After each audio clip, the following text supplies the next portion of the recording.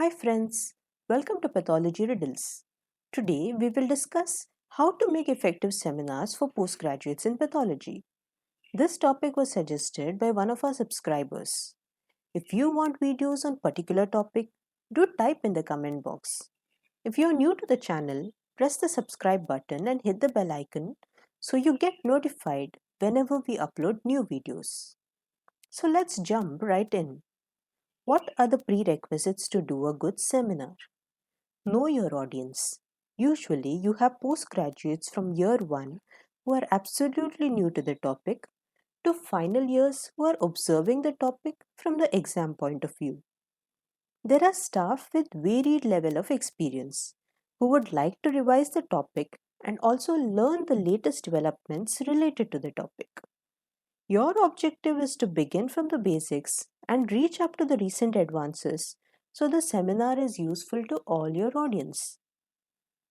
After that, collect the matter.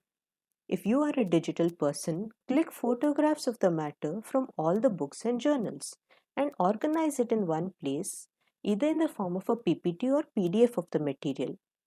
Well, if you like reading from hard copy, Xerox the matter and keep it all in one place.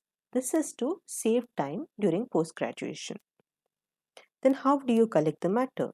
Start from the basic book like Robbins.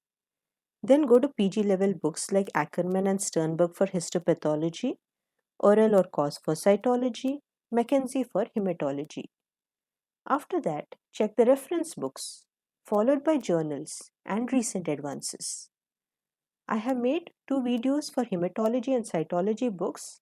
You can check them out. I'll put the link in the description below. What to do next? Once you have all the material in one place, read it 4 to 5 times and form a structure or outline as to how you will present it. For example, if it's a topic like endothelial cells in health and disease, which is a theory topic, you need to give an introduction initially, the sites where the cell is found, its structure, what are the special stains if any to visualize them. Then make a list of all the functions of endothelial cells, talk one by one, and then about diseases related to it, mention and talk about them or talk about the most common if there are too many diseases, then talk about recent advances, and finally summarize. If it's a practical topic, give a brief introduction, mention what is the requirements for it, procedure, observation, inference, uses, SOP of your laboratory, and show the pictures of your laboratory. That is what is followed in your lab.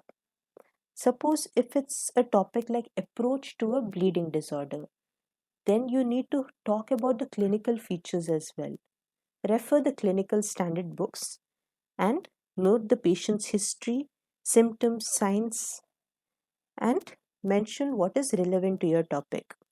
After that, talk about the tests. It should be in a stepwise manner. If this test is positive, what next to do? If that test is positive, what is the inference and what next to do? You have seen the flow charts earlier, how to go about or how to approach. Try to go in that way. Make a rough presentation. Once you have done all this, show it to your moderator or a staff specialized in that topic. Do it at least 2 to 3 weeks before your presentation. So whatever feedback they give, you can improvise on it. So while you present it, how will you present it and what are the points to be noted? Starting as the background. It should not be too bright to the eyes, nor it should be too dark to fall asleep. Dark blue is a good color.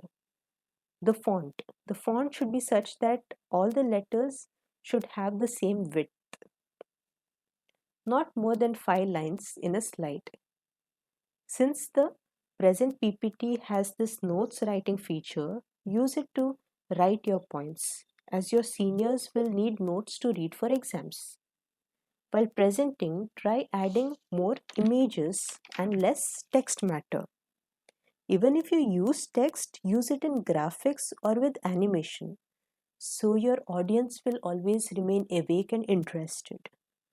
Practice to keep your presentation crisp and to the point within the allotted time. Value your audience time and provide them with quality. Remember, they have a lot of work out there, but they have come just to listen to you. So you need to provide them with quality. And at the end, you should be confident enough to answer their questions.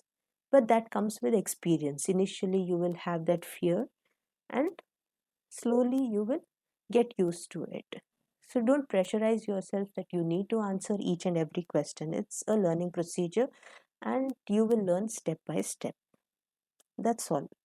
If you want anything specific, do write to me, share, like, and subscribe if this video was valuable to you. Bye bye.